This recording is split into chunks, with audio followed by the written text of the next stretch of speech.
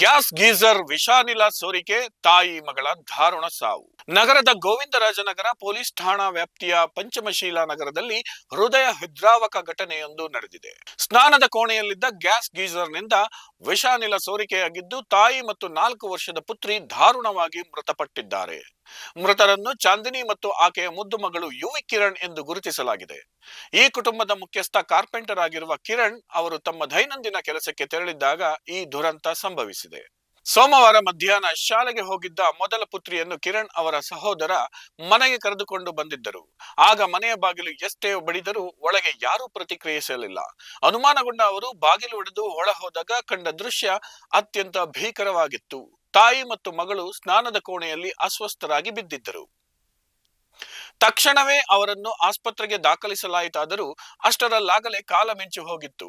ಇಬ್ಬರು ವಿಷಾನಿಲದ ಪರಿಣಾಮದಿಂದ ಮೃತಪಟ್ಟಿದ್ದಾರೆ ಎಂದು ವೈದ್ಯರು ಘೋಷಿಸಿದರು.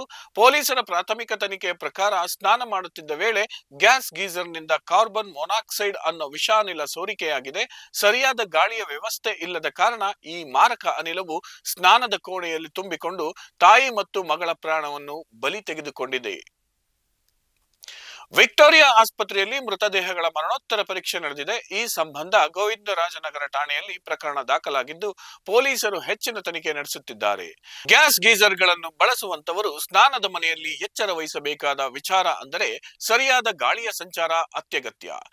ಇಲ್ಲವಾದರೆ ಕಾರ್ಬನ್ ಮೊನಾಕ್ಸೈಡ್ನಂತಹ ವಾಸನೆ ರಹಿತ ವಿಷಾನಿಲವು ಸೈಲೆಂಟ್ ಆಗಿ ಜೀವವನ್ನು ತೆಗೆಯುವ ಸಾಧ್ಯತೆ ಇದೆ.